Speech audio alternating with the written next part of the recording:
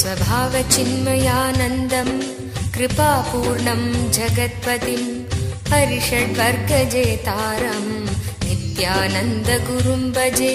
स्वभावचिन्मयानन्दं कृपापूर्णं जगत्पतिं हरिषड्वर्गजेतारम्।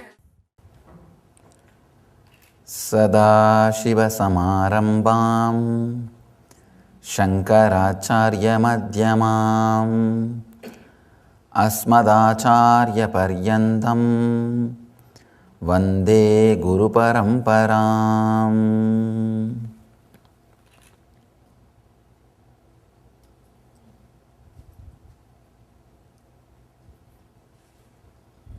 I welcome you all with my love and respects.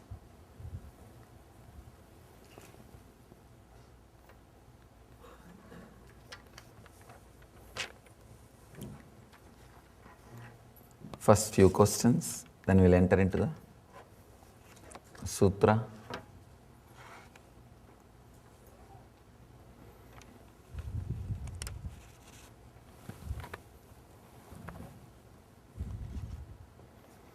Dear Swamiji, yesterday you talked about internal and external wandering. I understood external wandering as moving from the past to the future, just in the mind. Please correct me if I misunderstood.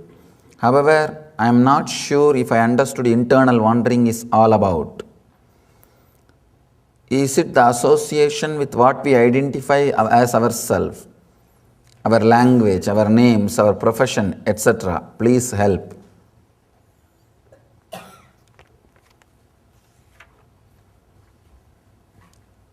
Any thought which happens in you, which you do not identify as external wandering, which you do not think as external wandering, which you are not able to catch it as external wandering immediately, is internal wandering.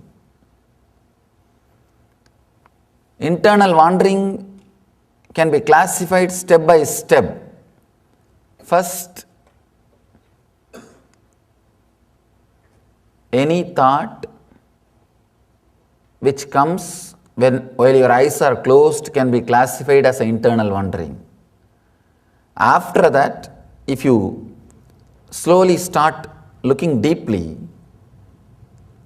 then you will see the thoughts which flows inside you related to the outside objects will become external wandering, but the identity which you carry will become internal wandering. It's like the more subtle you become, the more deeper you go, you will catch the deeper and deeper layers of internal wanderings.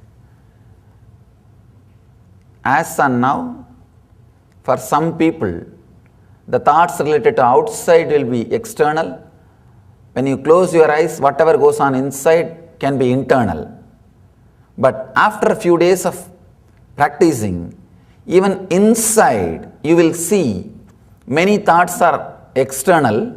You will reach the deeper and deeper layers of internal wandering. Whether it is internal or external, wandering is wandering. Any thought, any movement, you have to relax. You have to move out of it.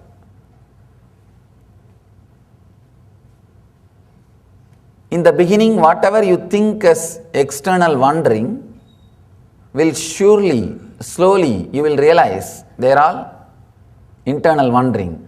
Or in the beginning, whatever you think as internal wandering, slowly you will start seeing they are all external wanderings.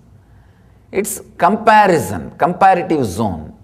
The more you go subtle and subtle, even your name will look like an external wandering. Even your name will look like external wandering.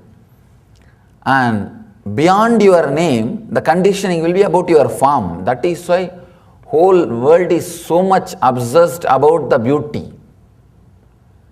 That is the subtlest conditioning.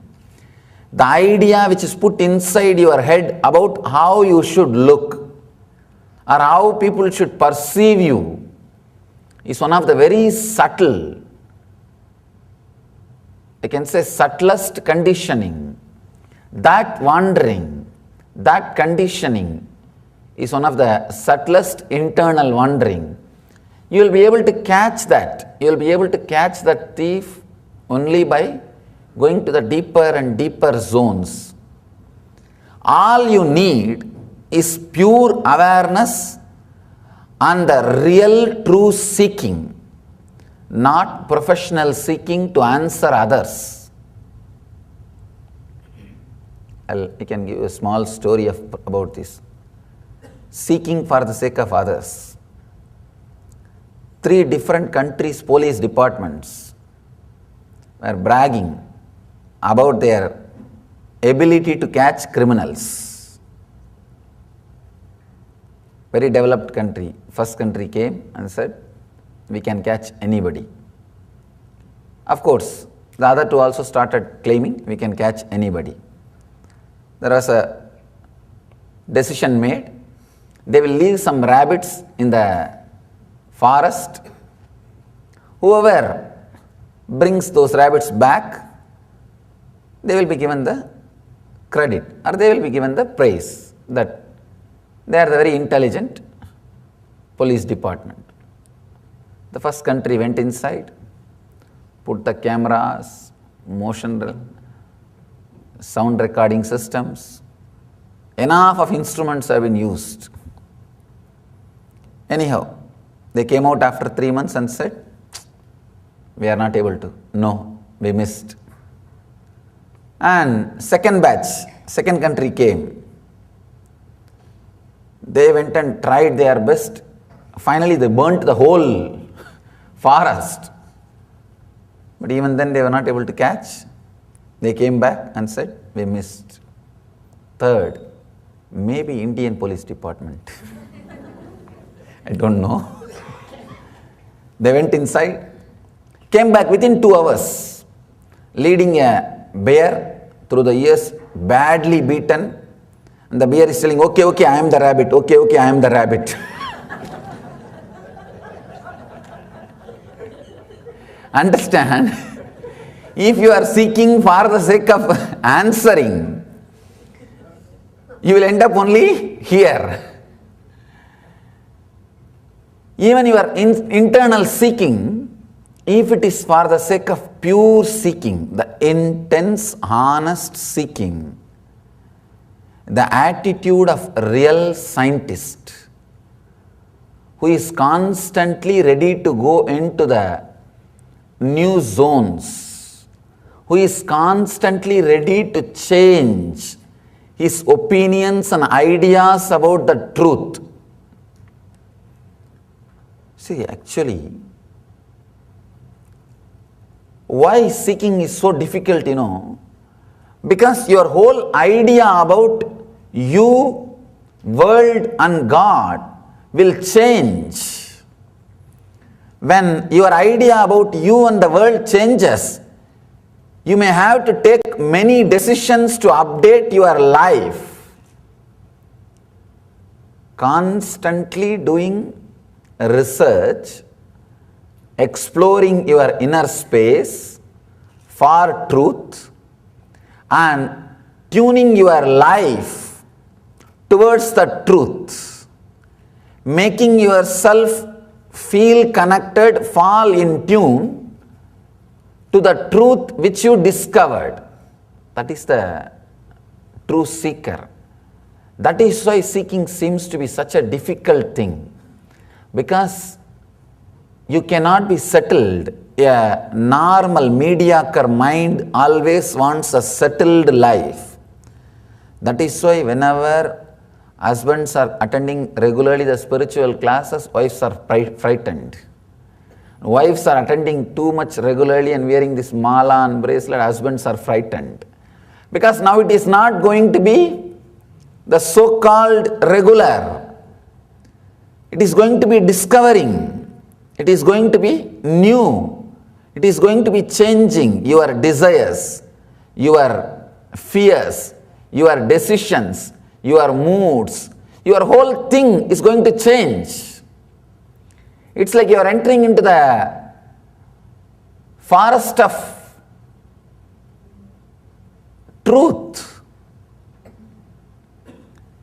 what you will discover, how you will change, is naturally going to really shake the person who is living around you. Life is not going to be so-called normal or the routine. It is not going to be predictable. That is why seeking seems to be very difficult, or people are afraid of seeking. I tell you, seeking is a great adventure, unimaginable adventure. But whoever missed that, they missed the very life itself.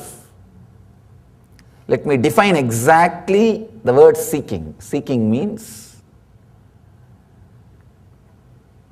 entering into the silence which is constantly available to you inside, which is constantly inviting you to come and experience inside. And through that seeking, whatever decisions, whatever understandings reveal to you, making those understandings and revelations as a reality in your life by putting your life in tune with the seeking.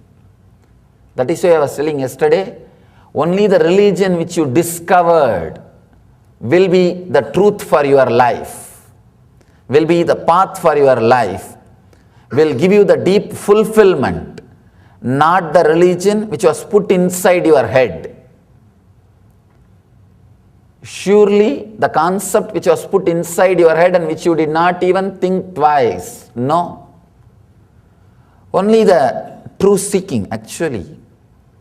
When you unclutch and start doing research and development inside your inner space, I wanted all of you to know an important thing. Meditation is not trying to silence yourself. If you are trying to silence yourself, you will only feel frustrated. Meditation is actually a seeking,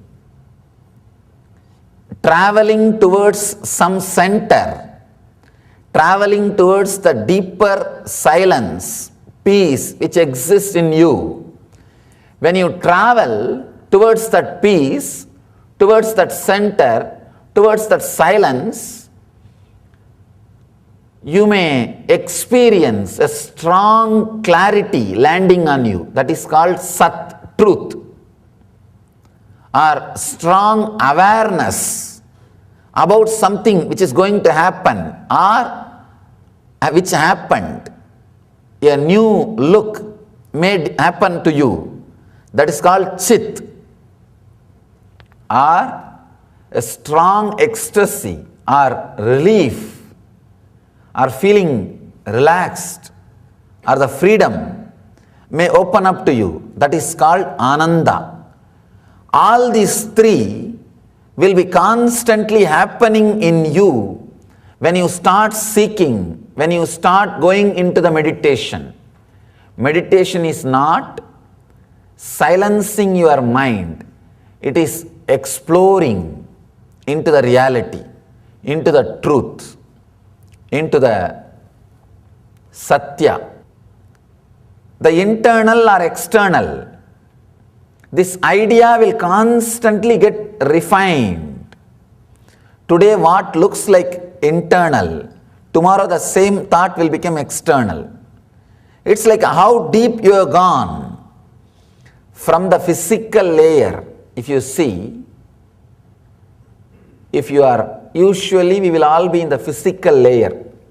That is where depression happens. If you are experiencing depression and lethargy, we are in physical layer. In the physical layer, external means desires related to senses. Something you want to eat, something you want to listen, something you want to touch. This can be called as external. And name and fame are subtle joys, like acknowledged by people. All these things can be called as internal. But when you go to the subtle and subtle layers, deeper, the mental layer or the etheric layer, even the name and fame will look like external wandering, And just remembrance of your identity, your name and form can become internal wandering. Means you are becoming very subtle and subtler. Subtle and subtler. We need to look little deeply.